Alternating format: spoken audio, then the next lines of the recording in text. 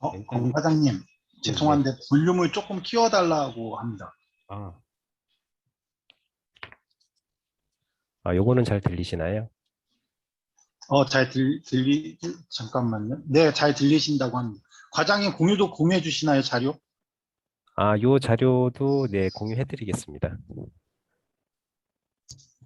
네, 네, 그래서 일단 저는 이제 그 토카주 내에서 그 부동산 쪽 방에서만 활동을 하고 있고요. 주식 쪽은 저는 사실 주린이라서 주식 쪽은 활동을 하고 있지 않아서 여기 계신 분들이 아마 저를 모를 것 같고 일단 저에 대한 소개를 간단하게 좀 하는 게 맞을 것 같습니다. 제가 가장 많이 듣는 얘기들을 보시면은 제가 어떤 사람인지에 대해서 이제 단방에 이해를 되실 것 같긴 한데 제가 지난 한 5년, 6년 동안에 들었던 얘기들 뭐 이게 보시면 아시겠지만 갖고 싶은 것 좀 사면 안 되냐? 그럼 저는 이제 갖고 싶은 거 사지 말고 필요한 거 사라고 얘기하고요. 먹고 싶은 거 있으면 좀 먹으라고 좀 먹으면 안 되냐고 먹으면 된다고 편의점에서 맥주 4캔짜리 요즘은 다시 뭐 한 9천 원짜리 9천 원으로 내리긴 했는데 먹어도 된다. 고민하지 말라. 이렇게 얘기를 하는데, 이제 이 먹을 거에 대한 부분도 사실 우리 한 달 그 고정비에서 가장 많은 변동 지출로 발생하는 게 식비 쪽입니다. 그래서 저는 식비를 고정 형태로 만들었고, 그 고정비에서 편의점 맥주, 뭐 먹고 싶은 거 다 먹습니다. 대신에 이번 달 식비가 뭐 얼마 남지 않았다라고 하면은 당연히 먹을 거는 좀 컨트롤을 하면서 이제 먹고 있고요. 그다음에 이제 제가 이제 짠테크 재테크를 하면서 제일 많이 들었던 것 중에 제가 스트레스를 받으면서도 한편으로는 그래도 내가 잘하고 있다라고 생각 들었던 게 너 돈 벌어서 뭐 할 건데 그렇게 좀 편하게 좀 그냥 편히 살면 안 되냐 미래를 담보로 절약을 하면 현재가 불행하지 않느냐 뭐 이런 얘기를 굉장히 많이 들었었는데 사실 저는 음, 좀 편히 살면 안 되냐라는 거를 다시 되묻고 싶은 게, 그럼 내가 한 달에 200을 벌어서 200을 쓰면 과연 편안할까? 행복할까? 이렇게 거꾸로 다시 되묻기도 하거든요. 그리고 지금 현재 미래를 담보로 현재 굉장히 고통스럽다라고 하면은 이 재테크, 짠테크 하지 말라고 해요. 그냥 차라리 그냥 지금 편안하게 사시라고 말씀을 드리는데, 어, 미래를 담보로 절약하면 현재가 불행한 게 아니고 현재가 불편한 겁니다. 자본주의에서 돈이 없으면은 어, 음, 내 노동력과 내 시간을 들여서 행해야 되기 때문에 어, 지금 좀 절약을 하기 위해서는 불행이 아니라 불편을 어느 정도 감수를 하게 되면은 어, 이제 부자가 될 수 있고 재테크에 대한 이제 스타트를 할 수 있을 거라고 생각을 합니다. 그래서 지난 이제 4, 5년 동안에 들었던 얘기들, 그런 얘기였으면 이제 최근에는 지금 보시는 것처럼 어떻게 한 거냐, 어떤 주식을 사면 되는 거냐, 네가 한 거대로 똑같이 할래, 이제 이런 얘기를 많이 듣는데 아마 요거는 이제 최근에 부동산 가격이 많이 오르면서 제 자산이 많이 늘어났다고 추측하는 사람들이 이런 얘기들을 많이 하는데 실제로 제가 보유하고 있었던 부동산들이 많이 올라서 부를 많이 축적한 건 사실인데, 저는 이런 형태로 오르는 건 절대로 옳지 않다라고 생각을 하는데, 왜냐면은 실제로 제 소득과 제 급여는 크게 늘지 않았는데, 부동산 가격이 오르면서 실제로 소득에서 상당 부분이 세금으로 나가다 보니까 굉장히 부담스러운 상황. 뭐 누군가는 또 그렇게 얘기를 하겠죠. 그래도 뭐 행복한 고민 아니냐. 근데 이제 남 얘기니까 아마 그렇게 얘기하실 수 있긴 한데 최소한 부동산은 실물 자산으로 인플레이션 해지할 수 있을 정도의 수준만 오르면 된다라고 생각을 하는데 최근엔 요즘에는 이제 좀 너무 이제 비정상적으로 부동산 가격이 올라가는 심리들이 좀 있어서 주변에 그렇게 보는 사람들이 있습니다. 어, 그리고 제 이름은 이제 권오현이고요. 이제 닉네임 권과장으로 돼 있고 나이는 저희 점상님이랑 동갑이고요. 저는 중소기업의 차장으로 지금 재직을 하고 있고 결혼을 2009년 2월에 했습니다. 그리고 자녀는 2명 있고요. 그다음에 지금 이제 오른쪽에 보시는 이 숫자가 이제 뭔지를 아마 모르실 것 같은데 일단 첫 번째 있는 숫자가 제 2007년 4월에 이제 첫 직장에서 받았던 급여입니다. 이제 연봉을 2,600으로 시작을 해서 실제 실수령액을 이제 저렇게 받았었고 그다음에 이제 두 번째 보이는 숫자가 제가 지금 현재 회사에서 받고 있는 급여 수준이고 이건 실수령액 기준입니다. 그리고 이제 세 번째는 그건 주택수입니다. 그러니까 제가 최대로 많이 가졌을 때 주택수가 이제 8채였었고 지금은 이제 많이 줄여서 이제 4채 정도 수준으로 갔었는데 8채 정도의 주택을 소유하고 있을 때는 사실에 대출까지 이제 껴있는 상태였었으니까 제 재산의 거의 뭐 120%까지 모든 게 다 부동산에 들어가 있어서 약간 밸런싱을 하면서 지금은 주택수를 좀 줄였고 그 주택수에서 나오는 패시브 인컴, 월세 소득이 지금 아래 네 번째 보이는 숫자, 패시브 인컴 숫자가 나오고 있는 거고요. 그 다음에 제일 아래에 보이는 숫자가 제가 지금 현재 총 보유하고 있는 자산이라고 이해를 하시면 될 것 같습니다. 다른 카톡방에서 자꾸 점상님이 뭐 수십억 자산가라고 이렇게 자꾸 얘기를 하고 다니시는데 그 정도는 아니고요. 저도 아직까지 준비를 하고 경제적 자유에 대해서 100%는 이루지 못한 상태라서 사실 이런 얘기는 좀 안 하려고 했는데 점상님이 자꾸 이제 어, 거짓말하고 돌아다니는 것 같아가지고 그러지 말라고 오늘은 이 방에 계신 분들한테는 일단 좀 말씀드리겠습니다. 그리고 지금 제 아이들 사진이고요. 이제 왼쪽이 저희 첫째 딸, 오른쪽이 둘째 딸. 네, 이거는 넘어가고 2009년 2월에 결혼해서 결혼할 때 당시에 제가 1,500만 원으로 결혼을 했었고 2013년, 2017년까지 자산이 증가한 폭을 보시면은 저희가 맞벌이를 하면서 이제 연간 거의 4천에서 4,500 정도 저축을 했었던 것 같습니다. 거의 안 쓰고 살았다고 보시면 되는데요. 그렇게 자산을 모으겠다라고 결심을 하게 된 게 2011년도에 첫째가 나오면서 저축을 이제 거의 못하게 됐었어요. 그러니까 첫째가 나오기 전에는 와이프와 제가 맞벌이를 하면서 둘이 벌어서 둘이 생활을 했었는데 와이프가 아이를 낳으면서 육아휴직에 들어가며 한 명이 벌어서 이제 아이까지 포함해서 세 명이 생활을 해야 되다 보니까 거의 저축은 청약 저축 10만 원 이외에는 전혀 할 수 없는 그런 상황이 되다 보니 재산이 늘 수도 없고 제자리 걸음이 될 수밖에 없다라는 생각이 들어서 이제 2013년, 12년부터 그때부터 일단 재무제표, 뭐 거창하게 얘기하면 재무제표고요. 간단하게 얘기하면 가계부 정도인데 그것도 제가 뒤에서 저희 가계부 어떻게 쓰는지 보여드릴 건데 그렇게 준비를 해서 어쨌든 자산은 계속 증가를 했고 실제로 제 목표 금액은 이제 2024년까지 요 금액을 만들어서 은퇴하는 게 목표인데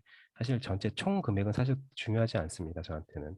지금 현재 캐시플로우가 제 급여 플러스 자본소득에서 요 정도의 금액이 나오고 있긴 하지만 지금 요 정도 금액으로는 요즘 최근에 이제 재난지원금이라든지 여러 가지 화폐 가치 하락에 대한 해지를 좀 하기 위해서는 조금 더 어느 정도 패시브 인컴을 좀 만들어야 된다는 생각 때문에 2024년 앞으로 한 3년 정도 남았는데 3년까지는 요 월 한 3만 원 정도까지 패시브 인컴을 만들고 은퇴를 할 생각입니다.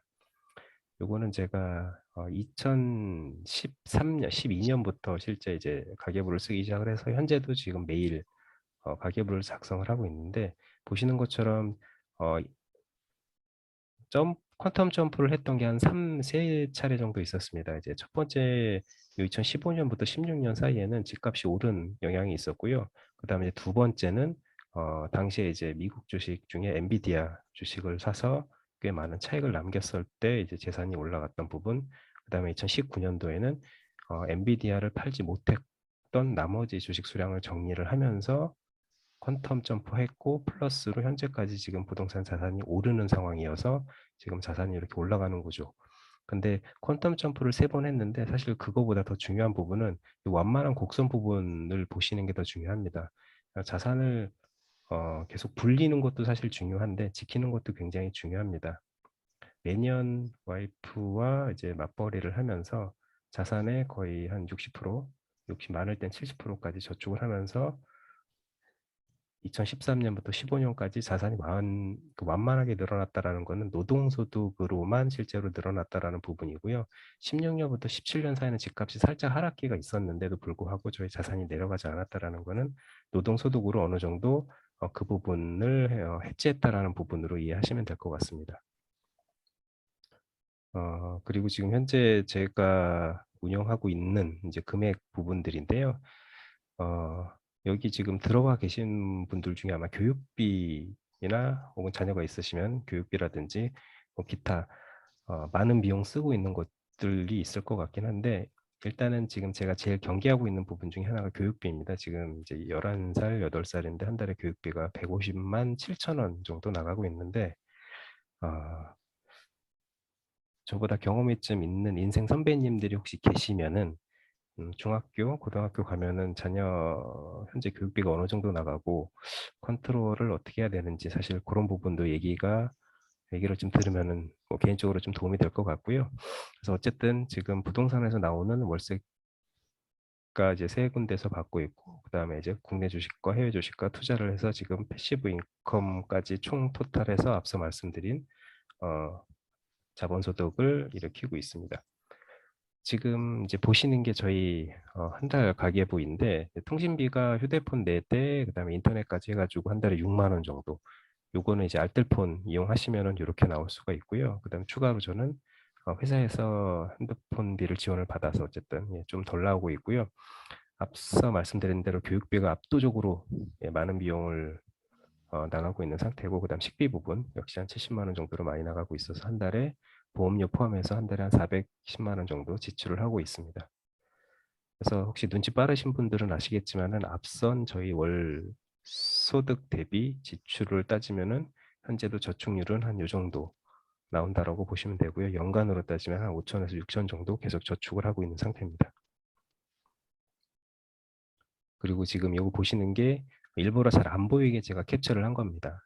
지금 제가 매달 정리를 하고 있는 게 이제 소득 부분, 지출 부분, 저축 부분, 총 자산 이렇게 해서 매달 정산을 하고 실제 지출이 어떤 부분들이 있었는지 반성하고 매년 요 해당 재무제표를 관리를 하고 와이프랑 공유를 하고 있습니다. 아마 여기 가장 길어질 수 있는 부분이라서 조금 빨리 말씀을 드리겠습니다. 우리가 부자가 되어야 되는 이유, 아마 지금 주식을 하시는 이유들을 생각해 보면은 왜 주식을 하시는지, 뭐 당연히 돈을 벌기 위해서, 내 자산을 늘리기 위해서 하고 계실 텐데, 그럼 왜 부자가 되어야 되는지 한번 생각을 해보시고, 내가 생각하는 부자의 기준은 무엇인지, 그것도 일단 한번 생각을 해보시는 게 좋을 것 같아요. 왜냐면은 이 목표가 없게 되면은 돈의 노예가 됩니다.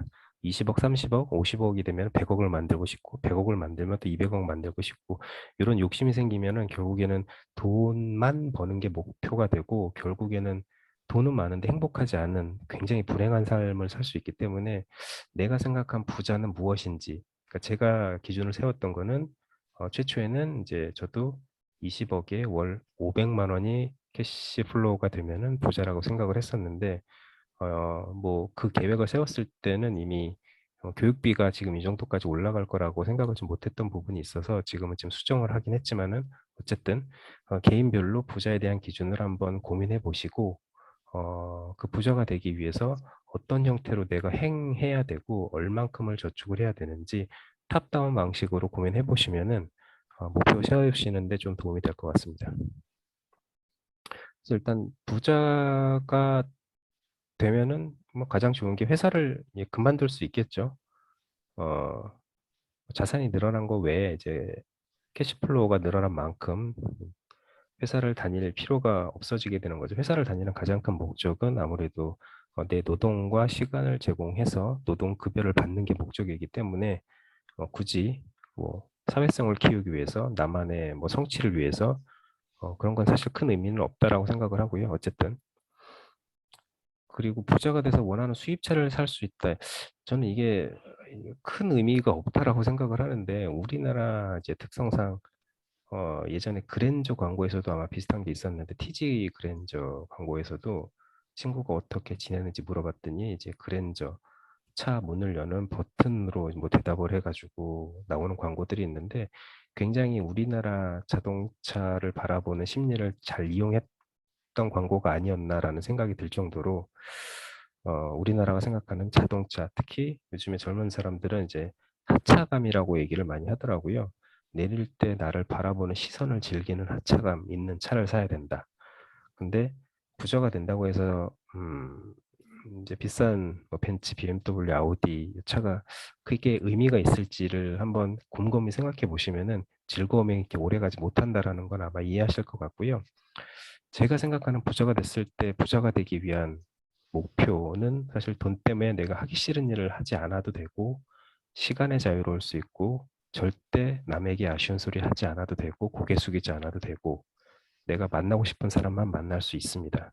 부자가 된다면은 조금 제가 얼마 전에 그 무엇이든 물어보살 그래서 이제 20대 3명인 청년이 나와가지고 그중 친구 한 명이 스포츠카를 렌트를 하는데 대출을 받아서 슈퍼카를 렌트를 해서 타고 다닌다는 얘기를 듣고 상담을 하러 왔었는데 이제 서장훈이 15년 동안 농구생활 하면서 열심히 모은 돈 지금 양재역 사거리에 보면 전광판이 큰 게 있는데 그 전광판 한 10층짜리 건물이 이제 서장훈 건물인데 이제 98년 1998년도 그 당시 한 28억 주고 이제 매수한 빌딩이었는데 현재는 한 250억에서 300억 정도의 가치를 보인다라고 하는데 어쨌든 방송에서도 매스컴에서도 굉장히 많은 자산가를 보유하고 있는 서장훈도 부자가 돼서 가장 행복하다라고 하는 거는 남에게 아쉬운 소리를 하지 않아도 된다는 점과 그다음에 명품 비싼 음식도 아니고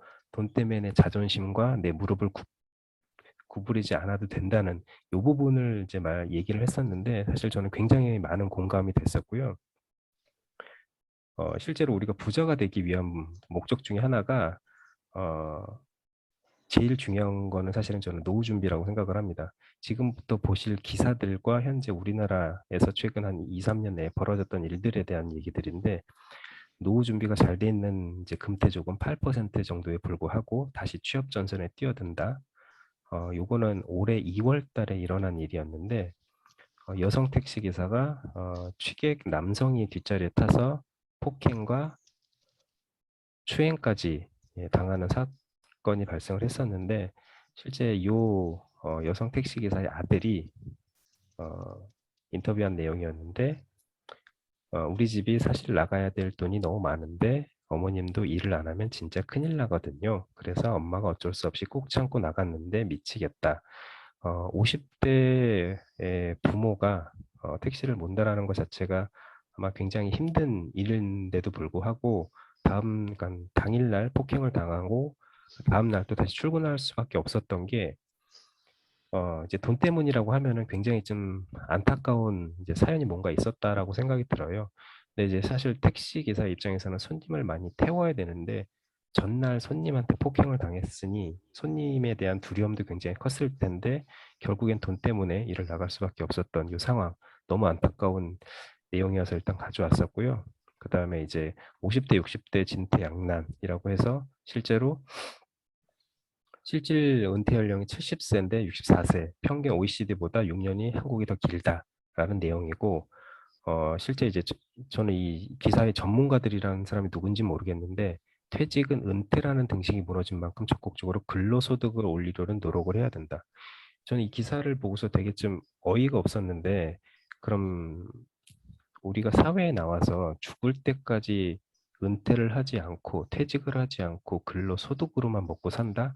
사실 이거는 이 기자도 자본주의에 대한 이해가 거의 없는 상태라 에서 이제 기사를 쓰지 않았나 생각이 드는데 사실 60세, 70세 돼서 노동 가치가 굉장히 떨어진 나이 때면은 자본가들이 그들을 가치가 있는 혹은 가치 창출을 할 수 있는 직업군에 그들을 배치하진 않죠. 보통 60세, 70세가 되면은 되게 안타까운 현실이긴 하지만은 보통 3D 직종에 많이 배치가 됩니다. 왜냐하면은 젊은 사람들이 가지고 있는 사고방식이라든지 그 다음에 새로운 기술을 습득할 수 있는 능력이라든지 여러 가지 스킬 자체가 현저히 떨어지고 체력적으로 많이 부족한 상태이다 보니까 그에 대한 노동 가치가 떨어지니 급여도 낮고 힘든 일을 보통 하게 되는데 우리가 지구상에 태어나서 퇴직을 하지 않고 아픈 몸을 이끌고 일을 한다는 것 자체가 굉장히 슬픈 일이 될 수 있어요. 근데 보통 우리가 예전에는 뭐 한 60세, 65세까지 일하는 경우들도 많이 봤는데 이제 최근에는 뭐 저도 일반 사기업을 다니긴 하지만은 50세, 55세만 되더라도 굉장히 불안하거든요. 그럼 그거에 대한 준비를 충분히 하셔야 되는데 그런 준비가 없고 그냥 현재를 즐기자라고 하면은 분명히 나이가 들어서 몸이 아픈데도 불구하고 앞서 택시기사 사례를 든 것처럼 내 시간과 노동을 팔아서 계속 노동소득으로만 살아갈 수밖에 없는 힘든 상황이 직면할 수밖에 없을 것 같습니다. 요거는 이제 작년에 한국 GM 창원공장에서 비정규직 집단해고 사태 때 나왔던 기사들이고요. 일하고 싶다, 가정을 지키고 싶다. 굉장히 이제 마음이 아픈데 전셋집에서 작은 월셋집으로 이사하겠다. 38세 아내가 취업 전선에 나섰다. 김석표 씨는 이동식 호떡 점포를 차렸다.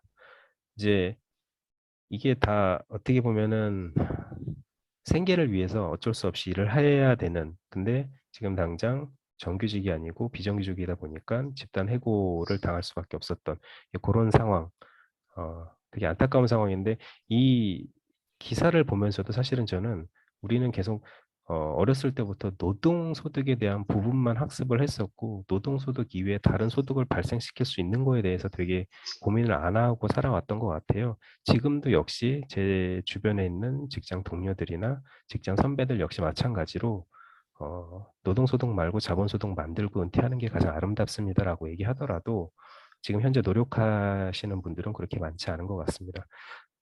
그리고 최근에 이제 머지포인트 혹시 머지포인트 이 방에 계신 분들 중에 보유하고 있다고 환불 받으신 분이 계신지 모르겠는데 10만 원의 포인트를 8만 원에 구매해서 편의점이라든지 그다음에 인기 프랜차이즈 가맹점에서 다 사용할 수 있는 포인트여서 굉장히 많은 사용자들이 포인트로 전환을 했었는데 갑자기 이제 가맹점이 축소가 되면서 폰지 사기 의혹까지 들고 뭐 정수기라든지 공기청정기라든지 뭐 들고 가는 뭐 난리가 아닌 사태가 있었는데 이 기사도 사실 보면은 20대 젊은 친구들이 아마 많이 구매 비율이 높았던 것 같은데 그분들이 생각을 했던 거는 조금이나마 지금 내가 쓸 수 있는 생활비가 정해져 있다 보니까 그걸 조금이라도 줄이기 위해서 아마 그걸 이용했을 것 같긴 한데 음, 머지포인트 이 사태가 저는 머지포인트가 일단 잘못했다고 생각은 하긴 하지만은 그 다음으로 좀 안타까웠던 거는 이 머지포인트를 어떻게 해서든지 털기 위해서 소규모 가맹점 찾아다니면서 포인트 털기를 했다라는 부분에 대해서 참 너무 좀 이렇게까지 해야 되나? 왜냐하면 소규모 가맹점에 계신 분들은 머지포인트 사태를 모르고 결제를 했는데 이제 결제를 하고 나중에 머지포인트 본사에서 실제로 매출 금액을 이제 돌려받지 못하는, 쉽게 얘기해서 머지포인트 사태를 모르는 이제 소규모 가맹점들한테 떠넘기는 이런 사태까지 발생했는데 어쨌든 요 앞서 제가 쭉 말씀드렸던 기사들과 내용들이 다 이제 보통 자본주의에서 많이 일어날 수 있는 어, 사건과 일이라고 보시면 되고요. 지금 요 혹시 박종호 컨설팅 뭐 이렇게 나와 있는데 이 사람은 제가 저희 오픈 카톡방에 광고 굉장히 많이 들어오는데 그중에 한 명한테 말을 제가 실제로 걸어봤던 사례예요. 그래서 뭐라고 주저리 많이 떠드는데 이 사이트에 들어가 봤어요. 사이트 들어가서 제가 캡처는 못했는데 어쨌든 지금은 당연히 다 폐쇄됐고요. 사이트도 굉장히 허접합니다.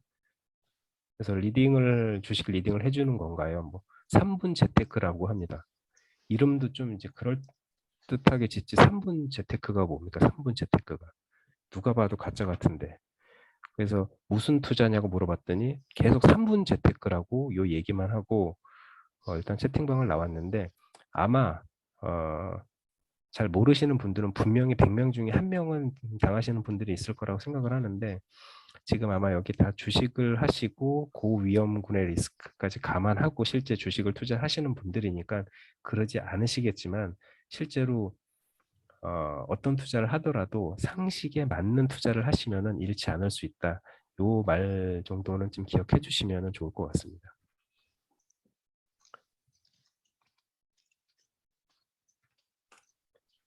우리가 일단 부자가 되기 위해서는 행운 상속형 혹은 사업가형 혹은 전문가형 혹은 자수성가형으로 가야 되는데 네 가지 중에 해군 상속형인 확률은 뭐 거의 없다고 보면 되고요. 사업가형도 뭐 제 주변에도 몇 명은 있지만 굉장히 힘들어하면서도 그래도 돈은 많이 법니다. 많은 비율은 아니고요. 그다음 전문가형 혹시 여기 한 20명 정도 계시는 분들 중에 1위부터 10위까지의 직업을 갖고 계시는 분이 계실지는 모르겠는데 아마 요것도 전체 인구, 경제 활동을 하는 인구 중에 거의 0.1%도 안 되는 비율이라고 생각을 하고요. 그럼 우리는 보통 자수성가형으로 봐야 되는데 월급쟁이가 평생 부자가 될 수 없는 12가지 이유가 있는데 이 12가지 이유를 반대로만 하시면 됩니다. 그럼 부자가 될 수 있습니다. 그 중에서 제일 중요한 게 나는 부자가 될 수 있다고 생각하는 깨우침부터 가지셔야 되는데 나는 한 달에 250 받고 월세 50만 원 내고 관리비 내고 부모님 50만 원 용돈 주는데 그래봐야 한 달에 100만 원 저축을 하는데 어떻게 부자가 되냐라고 하시는 분들도 있는데 실제 이렇게 얘기하는 분들이 대부분 30대 전후, 많아야 35세 전후에 계신 분들이 많이 그렇게 얘기를 하시는데 제가 항상 얘기하는 것 중에 하나가 72 법칙과 한 달에 119만 원 가지고 1억 만들기를 한번 해봐라 라고 얘기를 하는데 119만 원으로 7년 동안 모으면은 딱 정확히 한 1억 정도가 떨어집니다. 7년 동안 1억. 한 달에 120만 원이면 나도 지금 저축 한 150만 원, 200만 원 정도 하는데 충분히 할 수 있을 것 같은데 그럼 1억 만드는 데까지 기간이 줄겠죠. 근데 잘 생각해 보세요, 여러분. 적금을 150만 원씩 넣는데 5년 뒤에 보면은 정확하게 뭐 한 7천 정도 모여 있어야 되는데 여러분 통장에 7천, 6천 없으시잖아요. 1년 적금이 끝나면은 또 1년 적금 만기를 받은 거 가지고 자동차를 산다든지 혹은 핸드폰을 산다든지 뭔가 나한테 주고 싶은 선물을 사셨을 거예요. 그래서 제가 항상 이제 스노우볼 효과라고 얘기를 하는 게 1억을 가지고 25%의 수익을 얻으면 2,500만 원이면은 절약하면은 1년 동안에 한 200만 원 정도 사용하면서 생활을 할 수 있어요. 근데 이제 100만 원에 25%라고 하면 25만 원밖에 안 되거든요. 그래서 일단 음, 저는 이제 시드머니를 모으는 과정은 웬만하면은 위험한 투자에 대해서는 좀 지양하라고 말씀을 드리고 그럼에도 불구하고 투자에 대한 공부는 좀 계속 지속을 해야 되니 그 방법론에 있어서는 주식은 가장 좋은 학습 재료인 것 같습니다. 왜냐하면은 현재 우리나라가 돌아가고 있는 상황, 돈이 어디에 몰리는지 어느 산업 섹터군에서 돈이 많이 몰리고 있는지에 대한 부분을 판단을 하고 있어야지 학습을 하고 있어야지 나중에 3천, 5천, 1억을 모았을 때 투자를 해도 최소한 잃지 않은 투자를 할 수 있습니다. 지금 이제 이건 2019년 자료인데 통계청에서 가져온 자료입니다. 2019년 소득 5분위 기준으로 보면은 3분위가 한 2인 전국 2인 이상 가족의 소득이 한 420만 원. 지금은 2년이 지났으니까 한 450만 원 정도라고 보시면은 얼추 맞을 것 같습니다. 근데 이 3분위 내에서도 자산 5분위로 나눴을 때 1분위부터 5분위까지 각각 재산 현황을 보시면 되는데 중간만 일단 보겠습니다. 3분위에 자산 3분위를 보게 되면 2019년도는 한 2억 400만 원 정도 소득이었습니다.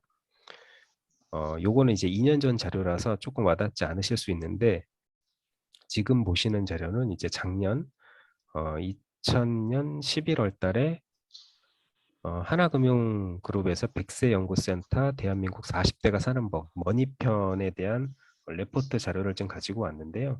일단 조사 대상은 서울 4대 광역시, 서울, 부산, 대구, 대전, 광주 40대 소득자 1000명을 대상으로 조사를 했고요.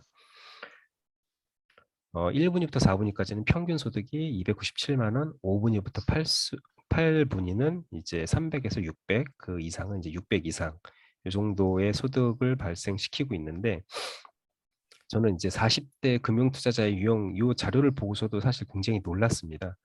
40대라고 하면은 저는 이 공격적인 투자 경험은 굉장히 많을 거라고 생각을 했었는데 지금 보시는 것처럼 리스크 선호도도 낮고 안정형 투자자 22%, 투자를 하지 않았던 사람이 22%, 전체 한 42%가 안정적인 투자나 아예 투자 자체를 하고 있지 않다라는 사람 거의 반 이상이죠. 근데 지금 이 방에 지금 계시는 분들은 제가 주식 투자, 원금 손실의 위험성이 있는 상당히 위험한 투자인데도 불구하고 공격적인 투자를 하고 있으니 또 그다음에 잃지 않은 투자를 하기 위해서 지금 저희 카톡방에 들어와 있고 그런 지금 같은 관심사로 얘기를 하고 있는데 40대가 요 정도인데 사실 20대, 30대부터 시작을 했으면은 실제 잃지 않는 투자만 한다면은 나중에 그 20, 30대 현재 20, 30대이신 분들이 나중에 40, 50대가 되면은 훨씬 더 많은 부자가 돼 있을 가능성이 높지 않을까라고 조심스럽게 이제 생각을 하고 있습니다. 40대 총 자산이 4.1억에 총 부채가 8천만 원. 이렇게 되면은 40대 순 자산은 평균 3억 3천만 원입니다. 이게 2020년 11월 조사인데요. 어떻게 보면은 굉장히 낮은 자산 같이 보이실 수 있는데 실제로 뭐 지방의 소규모 도시를 조사를 한 건 아니고 서울과 수도권과 그다음에 지방 광역시 4대 광역시까지 조사를 했는데 평균 자산이 3억 3천입니다. 그래서 지금 제가 이 자료를 보면서 말씀드리고 싶은 거는 요즘에 부동산 가격이 굉장히 비이상적으로 오르다 보니 조급함도 많이 생기시는 분들도 있어서 뭐 부동산 카페 같은 데 보면 뭐 30억, 20억, 뭐 50억 얘기하는 사람들이 너무 많다 보니 어느 카페에서 제 목표 달성이 10억이었는데 목표 달성을 했습니다라는 글을 쓰게 되면은 보통 댓글이 어떻게 달리는지 뻔히 예상이 됩니다. 어디 서울 아파트 24평도 가지지 못하는 자산 가지고 목표를 이뤘다고 뭐 글을 쓰는지 뭐 이런 글들이 좀 많이 보이게 돼요. 근데 우리나라 평균 자산이 지금 3억 3천이라는 부분은 많은 사람들도 있겠지만은 이거보다도 낮은 사람도 있다라는 얘기잖아요. 그러니까 지금 내가 돈을 모으고 있는 뭐 40대인데 이거보다 평균이 낮다 하더라도 어쨌든 제가 앞서 말씀드린 대로 탑다운 방식으로 일단 목표를 세우고 뭐 사실 뭐 예전에도 그랬고 현재도 그렇고 앞으로도 역시 마찬가지인데 돈을 모으는 방법은 절약하는 거 이외에는 사실 방법이 없습니다. 시드머니가 있어야지 뭔가 생각에 어, 확대를 할 수 있고 투자의 방법도 여러 가지를 가져갈 수가 있습니다. 그래서 일단 평균 자산이 이 정도이고 내 위치가 이거보다 낮다라고 하면 조금 더 분발하면 되고요. 이거보다 좀 많다라고 해서 자만하지 마시고 일단 내가 가는 목표 어느 정도로 갈지를 좀 잡으시는 게 좋을 것 같습니다. 그래서 제가 지금 가처분 소득, 그러니까 가처분 소득은 이제 소득에서 이제 지출을 뺀 부분을 가처분 소득이라고 하는데 저는 이제 보통 지출을 자존심이라고 얘기를 합니다. 보통 우리가 소비를 할 때 감정에 대한 소비를 굉장히 많이 하게 되는데 감정에 대한 소비라는 건 뭐냐면은 갑자기 이제 제가 이제 최근에 겪은 일은 이제 퇴근하기 직전 이제 5시 55분에 이제 퇴근 준비를 열심히 하고 있었는데 이제 프로그램 닫고 Alt F4를 열심히 누르고 있는데 이제 갑자기 팀장이 와서 내일 보고할 자료를 아침 출근 전까지 내놓고 가라라고 하다 보니 이거는 뭐 100% 야근하라는 얘기밖에 안 되잖아요. 멱살을 잡고 한 대 때리고 퇴사를 할까 뭐 이런 생각도 들긴 하는데 어쨌든 아직도 저도 급여가 고프다 보니 일단 야근을 하면서 자료를 만들고 메일을 보내고 한 8시, 9시에 퇴근을 하면서 같이 일했던 동료와 맥주 한 잔을 마시다 보니 또 필이 꽂혀서 소주를 몇 잔 더 하고 12시에 택시 타고 집에 가서 아침에 늦게 일어나서 또 택시 타고 출근하고 술을 또 많이 마셔서 속이 안 좋으니 컨디션 하나 사 먹고 이게 다 감정에 의한 소비가 발생을 하게 된 거라고 보시면 돼요. 이 나쁜 팀장, 나쁜 부장으로 인해서 생긴 감정 소비죠.